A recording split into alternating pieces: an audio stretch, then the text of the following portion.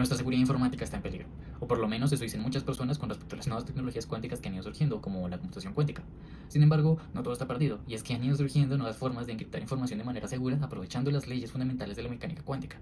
Así que por eso les voy a hablar un poco sobre criptografía cuántica y cómo esto nos puede ayudar para solucionar uno de los graves problemas de la seguridad informática actual, que es la distribución de claves de manera segura. A todos nos interesaría tener una seguridad informática, es decir, a nadie le gustaría ser escuchado mientras hace algún mensaje privado con alguna persona, o incluso peor, con nuestros mensajes bancarios o todas nuestras transacciones. No nos interesaría que un intruso estuviera ahí viendo absolutamente todo lo que hacemos. Por eso necesitamos la criptografía. Pero entonces, ¿cómo lo hacemos en computación clásica? Normalmente, cualquier información que queramos mandar se codifica en ceros y unos, así que podemos pensar en un caso general. Pensemos que Alice le quiere mandar una cadena de bits a un tal Bob. Sin embargo, puede que haya un tal if en el ambiente que pueda capturar mensajes. Así que el canal es inseguro. Pero ¿qué querríamos? Que Alice le mande su cadena de bits a Bob de forma segura sin que If pueda leerlos. Esto usualmente se hace en computación clásica con lo que se conoce como contraseñas. Así, si Alice y Bob conocen la contraseña, Alice podría aplicar su contraseña, envía el mensaje y Bob lo recibe y le aplica la misma contraseña y lo decodifica de forma correcta.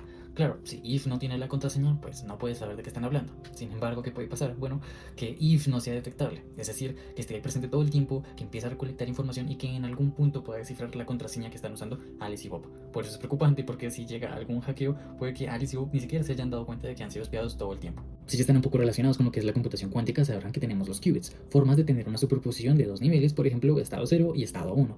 Así que podríamos codificar información clásica, esa cadena de bits, nuestra contraseña, en una cadena de qubits. Y así tendríamos la misma información, pero esta vez en estados cuánticos. La idea sería transmitir esos estados cuánticos de Alice a Bob de forma segura a través de un canal cuántico. Y así ningún intruso podría obtener esas contraseñas. Pero esto, ¿cómo se puede hacer o qué protocolo deberíamos de seguir?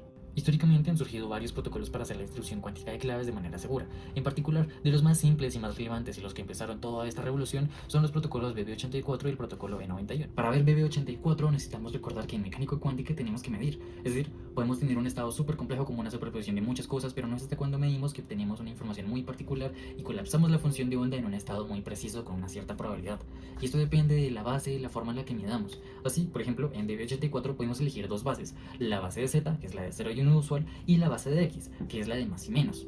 Estas dos bases son completamente diferentes por la siguiente razón, y es que si por ejemplo tenemos un estado perfectamente en 0, pero medimos en la base incorrecta, no vamos a obtener 0, vamos a obtener más o menos con un 50% de probabilidades. Lo mismo tenemos a la inversa. Con esto en mente ahora sí podemos pensar en el protocolo. Alice y Bob saben las reglas, pero ¿qué tiene que hacer Alice? Bueno, Alice quiere mandarle su contraseña a Bob, así que va a codificarla en todos sus qubits usando las dos bases, la base de Z y la base de X, así que va a tener una combinación. La idea es que los coja de forma aleatoria de ceros, unos, más y menos, ¿ok?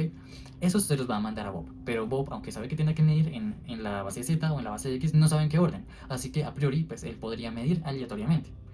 ¿Qué va a pasar? Que pues en algunos, en donde coinciden las bases con Alice, va a conocer exactamente los bits que tiene Alice, pero en los demás no. Entonces, ¿qué puede hacer? Bueno, ellos dos se van a comunicar después por un canal clásico. Se van a llamar y se van a decir públicamente, yo usé esta orden de bases en particular. Así Bob puede saber con cuáles partes de su código coinciden exactamente con el de Alice y así sabe cuáles bits son correctos.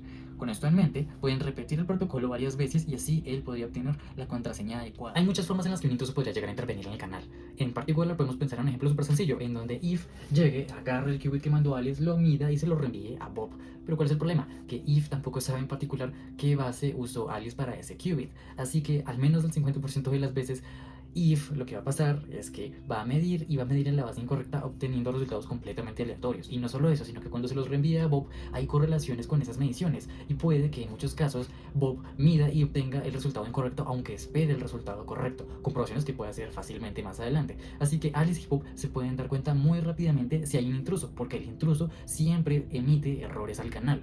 Una pregunta que uno podría plantearse es, bueno, ¿y por qué el intruso no agarra el estado original, lo duplica, se queda con una parte, la deja guardada, tal vez después la mide y reenvía la otra? Así Alice y Bob nunca lo detectarían, ¿no?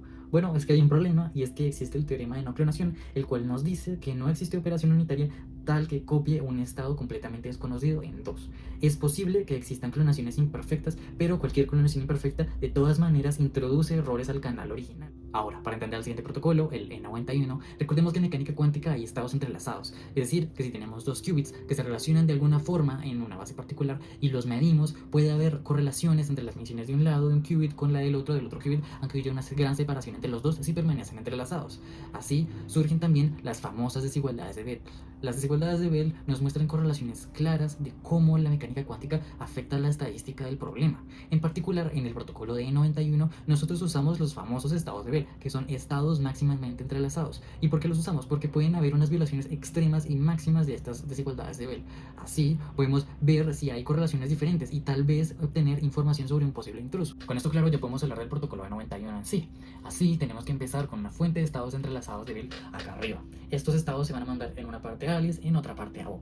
Alice tiene que medir en una base muy particular para codificar la contraseña que ella quiere mandar. Así, Bob tiene que recibir y medir en la otra base. Pero como ambas partes están correlacionadas, si miden en la base correcta, la información se va a mandar de forma perfecta y Bob puede recibir la contraseña. De nuevo, Bob no sabe en qué bases mide Alice, pero como van a comprobarse después, pueden saber en qué partes de la contraseña están correctas y en cuáles no, por lo cual pueden repetir el protocolo varias veces y obtener la contraseña perfecta. Usar entrelazamiento añade una capa más de seguridad al sistema. ¿Por qué? Porque si el intruso if trata de obtener o medir por el camino, va a descorrelacionar esos dos estados que antes estaban entrelazados. ¿Y qué pasa? Si interfiere demasiados después de que hagan la estadística y los valores esperados adecuados, Alice y Bob se van a dar cuenta de que no se violan máximamente las desigualdades de él como ellos esperaban porque if está interviniendo. Nuevo, if, por el hecho de medir e interferir, va a meter error y eso es detectable para Alice y Bob. Y aquí está la clave, que Alice y Bob siempre se van a dar cuenta y eso es lo mágico de estos protocolos. Algo que no hemos hablado mucho es que los canales cuánticos también tienen error y por consiguiente, si el intruso lo que hace es interferir y meter error en el canal, tenemos que distinguir entre el error propio del canal y el error que da el intruso. Así, if se puede esconder en el propio error del canal y eso es un problema porque no sabemos si está o no está.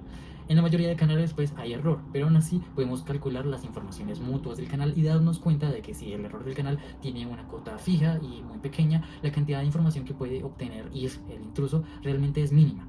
Y así podemos controlarlo y siempre tener una ventaja ante un posible adversario. Para terminar, podemos hablar un poco de la implementación de la distribución cuántica de claves. En general, los qubits pueden tomar muchas formas, pero resulta muy conveniente hablar con polarizaciones de la luz. Por ejemplo, asociando el estado 0 a una polarización horizontal o el estado 1 a la polarización vertical, o incluso las polarizaciones diagonales con estados más o menos. Así, resulta súper intuitivo hablar de estos canales cuánticos con simples fibras ópticas, o incluso con un rayo láser llegando de un punto A a un punto B. Aparte de los protocolos que hemos visto, han surgido muchos otros, unos más potentes contra ataques de posibles intrusos, otros mejores en los ratios en los que se envía la información.